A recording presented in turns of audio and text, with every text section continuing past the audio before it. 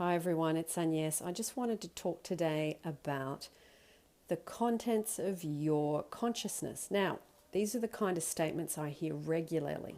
Okay? I want him to make more effort. I deserve better. Why doesn't she call me more? Why don't we have good communication? Oh, they're very depressed and very angry. I wish she seemed more interested. They're very stubborn. Now, what you're doing with all these comments is that's the contents of your consciousness. And what you do is you send that out to your person, and then you get, because you're still stuck there, a photocopy of that, and then you experience that in their behavior. Okay? But remember, whose consciousness is it? It's not theirs. It's yours. And you're keeping yourself locked into position here by doing that thing of these kind of statements. They lock you in. Now remember, I know I've said it before and I'll say it again, everyone is you pushed out. So how they appear in front of you is how you project out what you've got going on about them in here, okay? So if you want to correct these things, I'll go through those again and I'll show you how to correct them. Instead of I want him to make more effort, you would change that into I love how we get together more often and he shows me his effort. Okay? I deserve better. I know I'm deserving. I know I'm worthy. Okay? See, I deserve better is like you're standing on with your hands on your hips going, I deserve better. But it's still coming from a victim place of you trying to exert from that place of being a victim. It's still loaded with negative emotion, you see. And that thing underneath is what's going out and creating people not treating you well and you having to say, I deserve better. So if you just feel at peace and loved and you're radiating out, people that treat you badly can't get in. Because you're at peace, you're secure, you're confident, you're feeling loved, you're feeling important, you're feeling you matter in the world, irregardless of whether anyone is around you that day, you see. So, okay, so the other one, why doesn't she call me more? See, that's just got anchored in the problem. They don't call me. I don't feel good. I need them to love me. I'm not in charge of my own love. It has to come from them. See, that statement says a lot of things underneath, okay? And I need them to do that so I can feel good. So you see, you got to change that to I am loved on my own. And I know I'm the source of my love. And I know I can be just present in it, at peace with it. You don't need someone to call you more to feel loved. You can feel loved now, today, irregardless. And I'm not saying if you want someone to call you, don't imagine that and put, an imaginal scene together where that's created in your head and you do it at night or during the day when you think of it. You can go from that into the solution. But when you make these kind of comments, you're stuck in the problem and the absence of things. And that kind of thinking are not the kind of thoughts that will get you the end results that you seek, you see. So it's always between you and you. It's never between you and the other person. Can you see? It's always about you and you. What I think about that, what I think about them, what I think about me, what I think about my boss, what I think about my money, what I think about my specific person, what I think goes out, goes out, goes out, goes out. So if something's in front of you that's not to your liking, all you got to do is say, what have I got going on that's in front of me? Don't like that? Well, I'm going to change what I'm doing.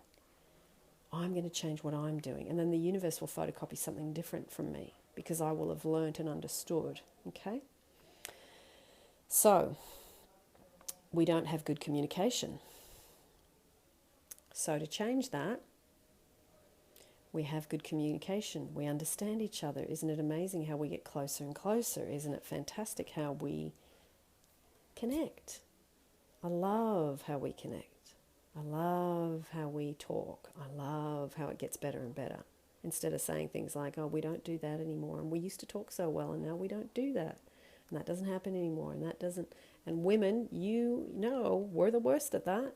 You know, we do that a lot. He doesn't, he doesn't, he doesn't, you know. Men exist like that because we exist doing this stuff, okay? So, if you're saying, oh, they're depressed and angry and that's why they can't be with me, remember again, that's the contents of your consciousness about them. If you feel loved and you're working on self-love and you radiate that love out to them, the power of influence can be huge. But you have to understand that you've got to put the effort in and you've got to know that it's possible to do so. Okay?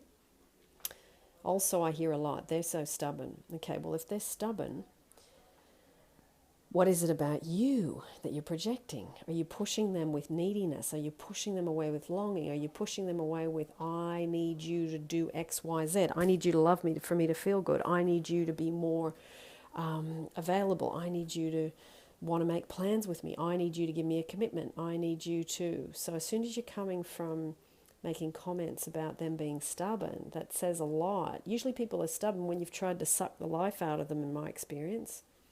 That's why they're stubborn. So you've got to be honest with yourself and say, have I been doing that?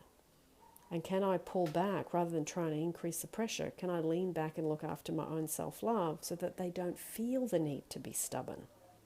Okay? Okay, the last one, I wish she seemed more interested. Well, if you need someone to be interested in you, it means you don't feel interesting. If you're an interesting person and you feel that you're interesting, then you will attract interest, okay? If you want to attract love, you have to be lovable. If you want to attract feeling that you matter, you have to matter to yourself and feel that you are a person that matters whether you're with someone or not, okay? So that's all thoughts of security. So, just thought I'd do that little YouTube because, you know, I know people hear that everything is you pushed out, but then I still get a lot of emails, like 80% is about, well, he's done this and she still hasn't done that. And you do ask the questions, which is great. What have I got going on? I'm confused if, you know, I've got that in front of me. But the thing is, all you got to do is rewind it back to you and go, okay, if I'm not getting love or I'm not getting any contact, that means I must be in, I don't matter, I'm not a priority, I'm not important. And I mustn't be feeling lovable if I'm not getting it on the outside, you see. So you work on your lovableness. You work on your security. You work on your confidence. You work on your connection to you, your connection to God, meditating, taking care of yourself physically, mentally, emotionally. Stop trying to get. Stop trying to get. And learn to give to yourself and then give it out to the people that are important to you. And if it's a specific person, do that. Give it out energetically instead of they aren't doing X, Y, Z for me. Okay? So, hope that explains it a little bit. All right? And I'm going to put down in the description the Everyone Is You Pushed Out playlist for you to revisit